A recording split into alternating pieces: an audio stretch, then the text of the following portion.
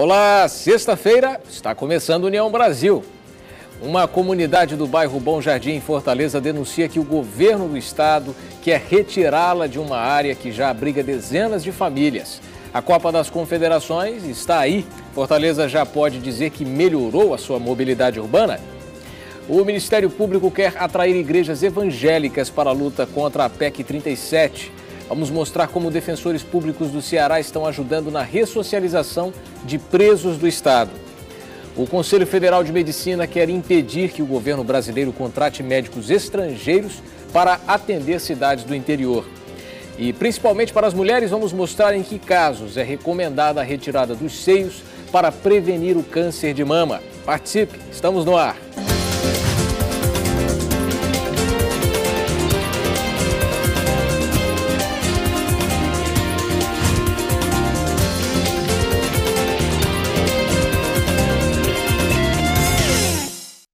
Muito boa noite para você, eu sou Richel Martins.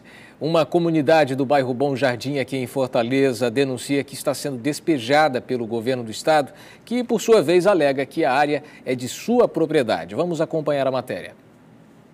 Esta comunidade, chamada de Nova Vida pelos próprios moradores, surgiu no bairro Bom Jardim, em Fortaleza, a partir da invasão de um terreno. Isso aqui era uma quadra, essa quadra do jeito que aqui era uma mata nativa. Uma mata nativa de madeira, de pau alto, espinho e tudo. E então as primeiras pessoas começaram a chegar por esse lado aqui e foram se aglomerando, né? Cada qual pegando seu cantinho, reservando e ficando. Tudo isso aconteceu há cerca de 1 ano e 5 meses. Hoje já são mais de 300 famílias vivendo na comunidade. E há cerca de 15 dias, um mandado de reintegração de posse foi entregue através do governo do estado. Este terreno, embora o estado diga que pertence a ele, não tinha nada que demarcasse dizendo que era dele. Será feito aqui uma questão social. Irão para onde? Porque eles não têm, né? Se porventura o estado ou, quiçá, o município, eles determinem local para acolher essas famílias e, enquanto não, que eles permaneçam nesse local. Toda a documentação, incluindo a ação para retomada do terreno, está no nome de uma moradora, mas esta afirma nunca ter assinado nada ou ter sido informada sobre o assunto. Não tive conhecimento nenhum, não chegou carta na minha casa, não chegou nenhuma notificação, nenhum oficial de justiça. Eu fiquei sabendo em meio da população que andava atrás de mim, foram até a minha casa e me informaram, né, dessa ação contra a gente. O advogado nos mostrou parte do processo, onde o governo do estado alega que o terreno já está reservado para um conjunto habitacional. O prazo para que a população se retire já esgotou e a qualquer momento poderá acontecer a desocupação. A gente quer obras, sanear, calçamento, tudo, porque aqui não é mais uma invasão, aqui é uma comunidade Nova Vida. E a gente quer benefício para a comunidade, não jogar o povo na rua, né? Os moradores do conjunto ainda reclamam que policiais teriam feito várias rondas no local como uma forma de intimidação. Aqui só mora cidadão. E tem testemunha de comerciante aqui que o comércio dele multiplicou 50%. Depois que a gente chegou aqui, nunca houve um crime aqui, nunca houve uma briga, não tem desordem de ninguém, todo mundo é ordeiro, na paz, não existe nada disso. Nossa produção entrou em contato com a assessoria de imprensa da Secretaria das Cidades do Governo do Estado, mas não houve resposta.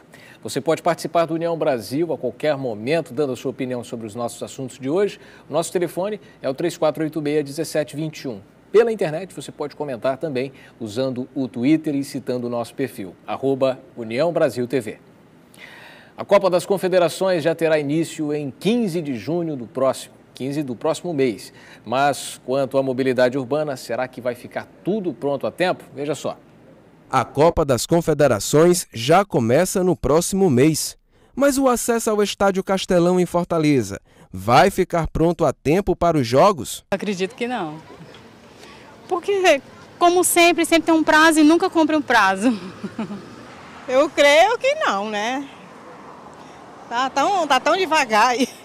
A desconfiança da população tem fundamento. As obras de mobilidade urbana de responsabilidade da Prefeitura de Fortaleza demoraram para começar e ficaram muito tempo paradas. Só este ano houve um avanço maior dessas obras. Segundo o secretário da Copa da Prefeitura de Fortaleza, Domingos Neto, o acesso da rede hoteleira da Beira-Mar à Arena Castelão será garantido para a Copa das Confederações. O restante, como as intervenções nas avenidas Dedé Brasil, Paulino Rocha, Raul Barbosa e Via Expressa, só para a Copa do Mundo de 2014. O sistema viário da Alberto Craveiro, de acesso ao Castelão, e a rotatória, esses estarão prontos para a Copa das Confederações. Ressaltando que em janeiro nós não tínhamos nenhuma condição de entregar essa obra, porque nós precisávamos fazer desapropriação, remanejamento de linha de água, linha de energia. A parceria com o governo do estado foi importantíssima para viabilizar os recursos e permitir essa obra tornar-se possível. Ferrúcio Feitosa, secretário da Copa do governo do Ceará, acredita que tudo ficará pronto a tempo e que não há com o que se preocupar. A gente vem se preparando, na verdade, desde 2007, quando a gente colocou a candidatura da cidade de Fortaleza. Nós já iniciávamos também aqui o primeiro ano do primeiro governo do governador Ciro Gomes, e desde aquele primeiro momento a determinação do governador era transformar o estado do Ceará. E ele vem implantando isso desde 2007, vem transformando para melhor a vida do povo cearense. Eu não tenho dúvida de que a gente vai fazer uma grande Copa das Confederações e uma grande Copa do Mundo e seremos referência para o Brasil e para o mundo. A Prefeitura de Fortaleza realizou na manhã de hoje uma ação educativa no bairro Vila Velha. O objetivo é conscientizar a população para o combate à dengue. Livrar sua casa do mosquito da dengue pode beneficiar não apenas a sua família, mas toda uma comunidade. Eu tenho cuidado porque a dengue está demais, né? E se eu não fizer a minha limpeza no meu quintal, eu vou ficar como? Doente, a dengue me atacando. E é essa consciência que a Prefeitura de Fortaleza quer à população. Por isso, nesta sexta-feira, o Núcleo de Educação em Saúde e Mobilização Social da Regional 1 realizou a ação Quintal Limpo na comunidade Infernil, no bairro Vila Velha. O índice de infestação predial no bairro é de 1,41%. Este ano, foram registrados 26 casos de suspeita da doença. A gente observando, fazendo uma análise do local, a gente observa que em algumas áreas aqui do bairro tem o problema de abastecimento de água, certo? Nós detectamos a presença de vários depósitos que também pode se tornar criadouro do mosquito. Os agentes de endemias visitaram as residências. Um grande problema na área é a falta de água, que obriga os moradores a armazenarem água, aumentando a proliferação do mosquito. Por isso, a população deve ajudar no combate à dengue. A população é de fundamental importância nessa parceria. É o nosso parceiro, é a população. Você tem que ser o agente da sua própria residência. Gripe ou resfriado, pelo menos uma vez no ano, todo mundo tem. E por causa disso, quem é que não tem também uma receita para curar esse tipo de doença? Vacina ou remédio caseiro, o importante é continuar se prevenindo. Tudo começa com um resfriado, quando o organismo fica com as defesas mais baixas. Espirros podem ser constantes e quando os sintomas se agravam, como dor de cabeça e no corpo, lá vem ela, a gripe. O resfriado comum é mais aquele estalecido que popularmente as pessoas falam, né?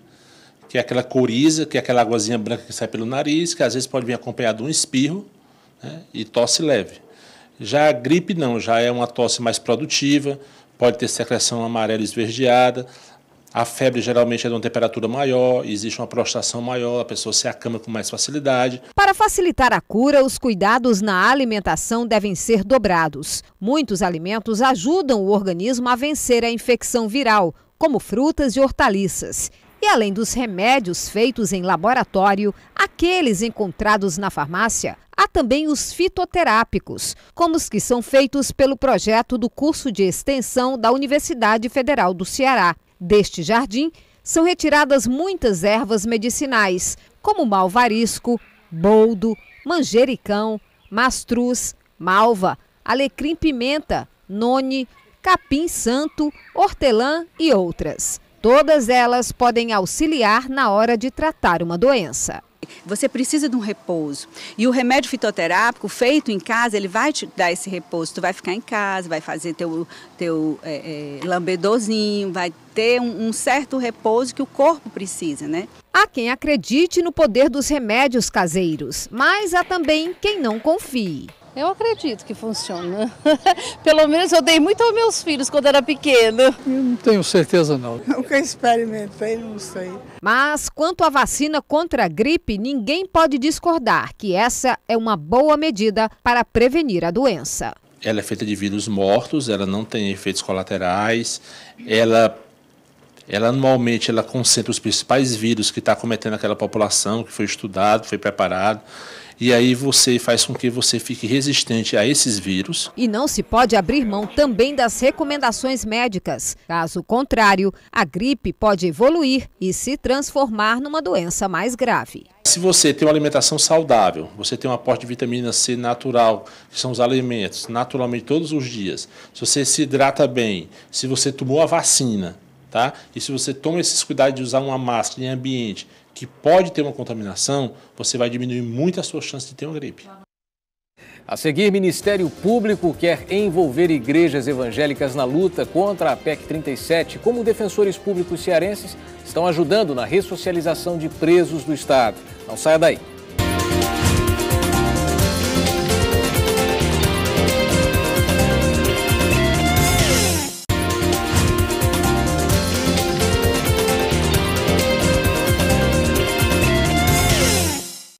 Voltamos com a União Brasil. O Ministério Público do Ceará realizou hoje um encontro com representantes de igrejas evangélicas para que participem também da luta contra a PEC 37. O encontro foi realizado na sede da Procuradoria-Geral do Estado do Ceará. Na ocasião, estavam presentes promotores, procuradores e pastores das igrejas evangélicas. O objetivo é sensibilizar os evangélicos quanto aos prejuízos para o judiciário brasileiro se for aprovada a proposta de emenda constitucional 37. A PEC 37 pretende limitar o poder investigatório do Ministério Público. Segundo a proposta, apenas as polícias federal e civil poderão fazer investigações. O autor do projeto é Lourival Mendes, que é deputado federal pelo PTB do Maranhão e, por coincidência ou não, já foi investigado pelo Ministério Público.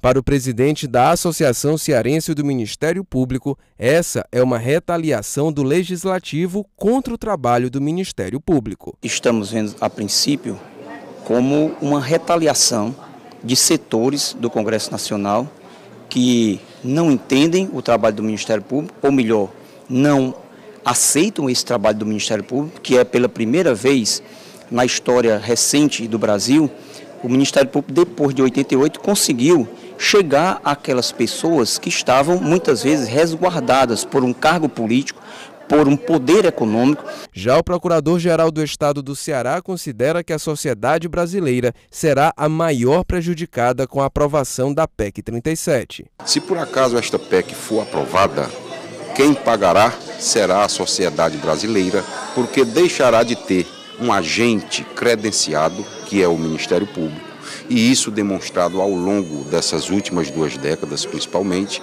um agente credenciado para buscar evitar o desperdício, principalmente, de recursos públicos. Este pastor afirma que os evangélicos, com certeza, darão apoio ao Ministério Público para que atos de injustiça não sejam cometidos.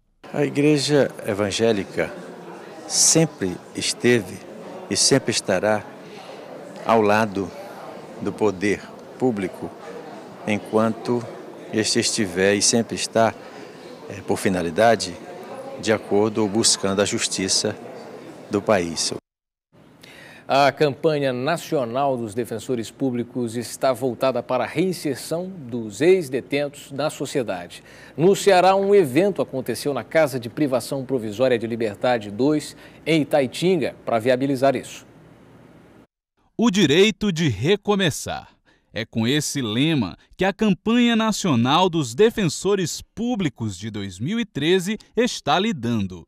Uma segunda chance para quem cometeu erros no passado. Tivemos uma grande vitória, eu digo assim, porque nós conseguimos alterar o regulamento dos assentamentos, que antigamente não se permitia que pessoas com passagem criminal, que tivessem antecedentes criminais, tivessem acesso aos assentamentos. E graças a essa atuação da Defensoria Pública, está sendo permitido, né? Nos últimos 15 anos, a população carcerária brasileira triplicou e já passa dos 500 mil detentos. No evento, ocorrido na Casa de Privação Provisória de Liberdade 2, em Itaitinga, alguns deles podem saber como está a sua situação. Os defensores públicos do NUAP, do NUDEP, estão atendendo tanto os presos provisórios como os presos condenados e dando encaminhamento aos processos judiciais dos mesmos, né? No caso dos presos provisórios, se tiver direito a relaxamento de prisão, liberdade provisória, está sendo efetuado. Agora, nesse momento, está sendo feita nesse momento a petição e vai ser encaminhada ao judiciário. Ao todo, foram 921 detentos atendidos nessa espécie de cabine improvisada. Em alguns casos que foram encontrados aqui, os detentos já poderiam estar em liberdade. Nós temos encontrado alguns casos emblemáticos aqui. Hoje, inclusive, nós encontramos um caso, uma pessoa presa por uma tentativa de furto há 1 ano e meio, encarcerada no sistema penitenciário. Ribamar cumpriu sua pena e se mostra muito agradecido aos defensores públicos. Por isso, hoje, tenta conseguir esse recomeço de vida. Estou estudando, tentando concluir a minha graduação, Serviço Social e Ciências Contábeis, simultaneamente. Estou em busca de estágio e, quiçá, uma oportunidade de trabalho, porque com essa tarja de ex-detento, de egresso do sistema penal, é muito complicado uma oportunidade de trabalho no mercado formal. Pois é, em qualquer país do mundo, educação profissional faz muito bem aos detentos. Aliás, educação faz bem em qualquer nível da sociedade, mas principalmente aos detentos, essa ressocialização é muito importante. Olha só, apesar da seca que castiga o Nordeste, a conta de água de todos os municípios do Ceará, com exceção de Fortaleza, sofrerá aumento de 8,51% a partir do próximo mês. O reajuste vai valer para todas as categorias de consumo, envolvendo residência social, residência popular, residência normal, estabelecimentos comerciais, indústrias e instituições públicas e filantrópicas. O aumento vai valer em 30 dias, contados a partir desta sexta-feira, 17 de maio. Essa alteração é proposta anualmente pela Companhia de Água e Esgoto do Ceará, sempre neste período. O consumo de vinho no Brasil aumentou nesses últimos anos. Em 2011 foram cerca de 92 milhões de litros, a maior parte produto importado. Neste cenário, o Chile, a Argentina e a Itália ganharam destaque.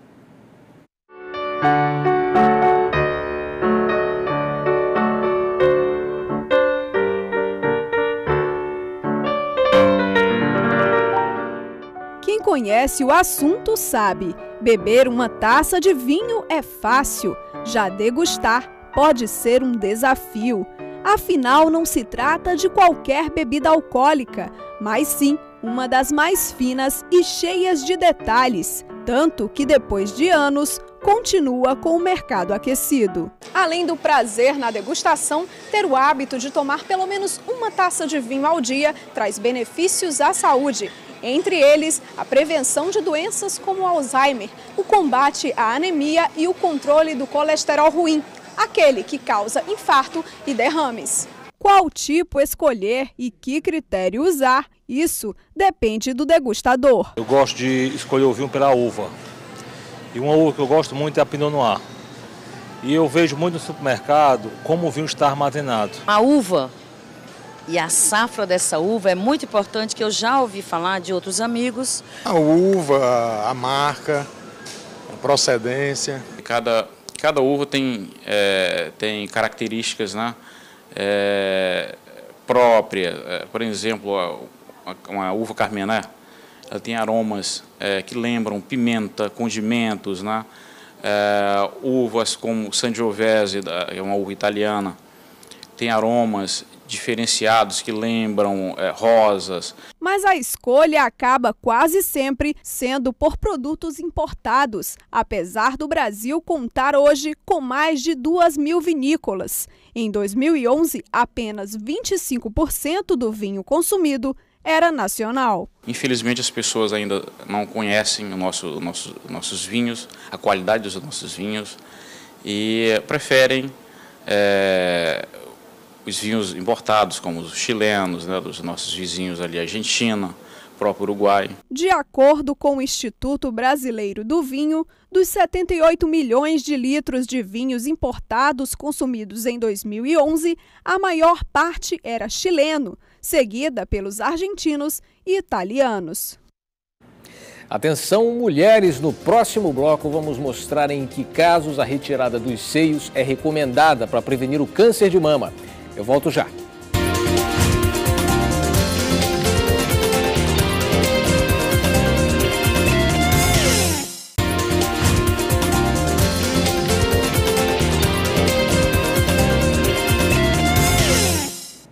Estamos de volta. O Conselho Federal de Medicina entrou com uma representação na Procuradoria-Geral da República para impedir o governo de contratar médicos estrangeiros para trabalhar no Brasil. A entidade cobra esclarecimentos dos ministros Antônio Patriota, das Relações Exteriores, Alexandre Padilha, da Saúde, e Aloysio Mercadante, da Educação. Na última semana, o governo anunciou a intenção de contratar 6 mil médicos de Cuba, além de profissionais de Portugal e da Espanha, para atuarem em regiões carentes do Brasil.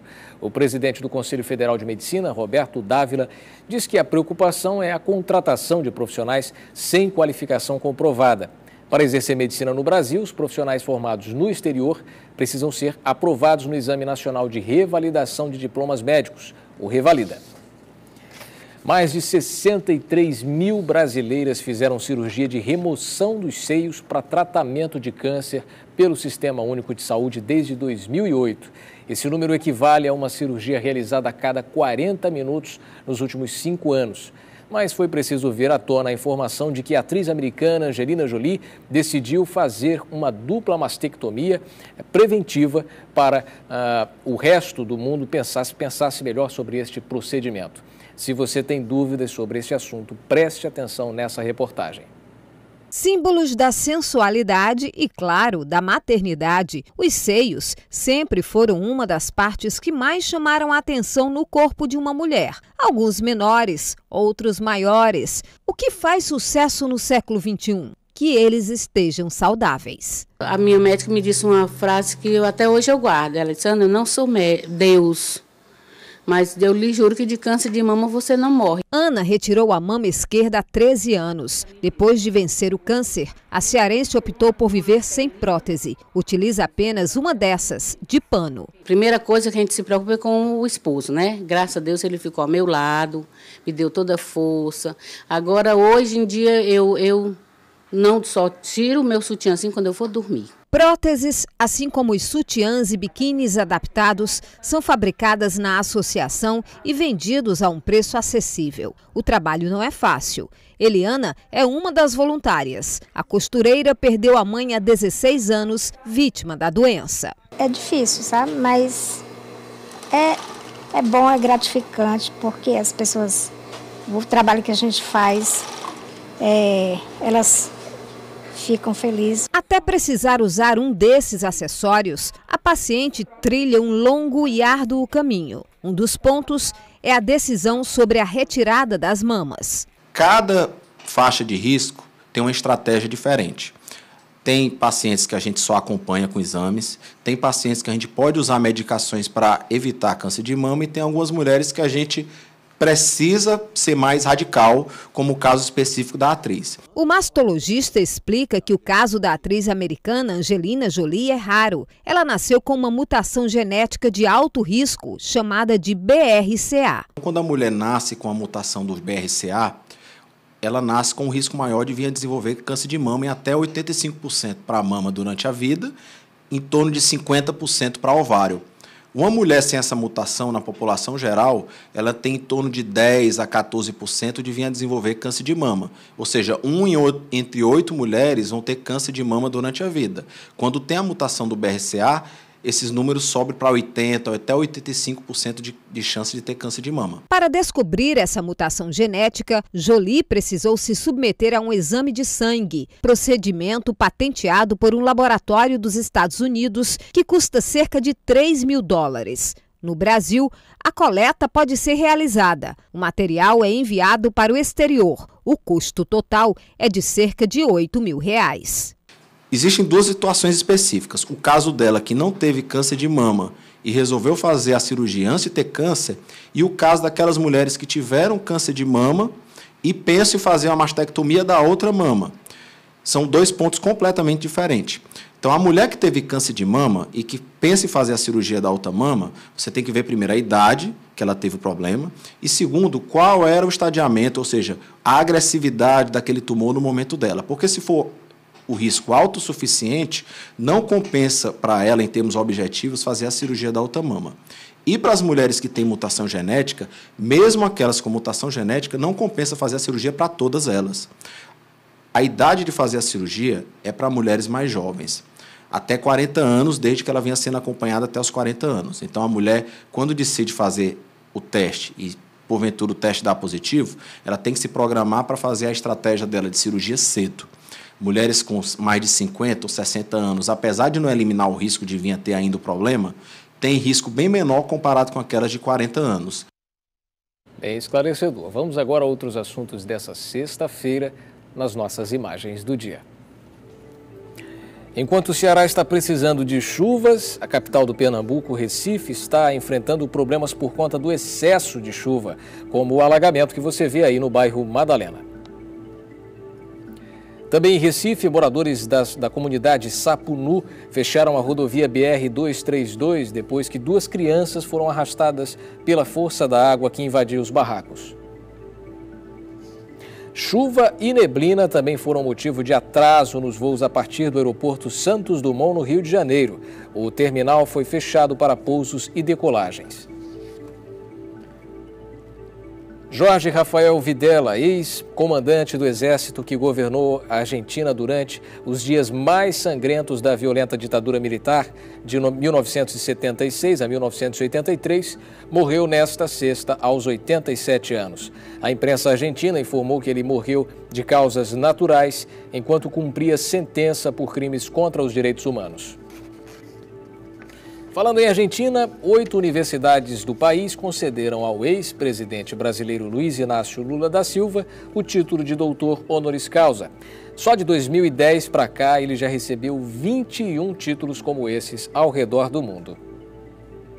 62 pessoas ficaram feridas em Hong Kong depois que um trem descarrilou no começo da manhã de hoje. Chegamos ao fim da nossa edição de hoje, mas continue por aí, que já às 7 da noite começa o programa Esporte União. Eu volto neste fim de semana, sábado e domingo, às 11h30 da manhã. Uma ótima noite para você. União Brasil, informação além da notícia.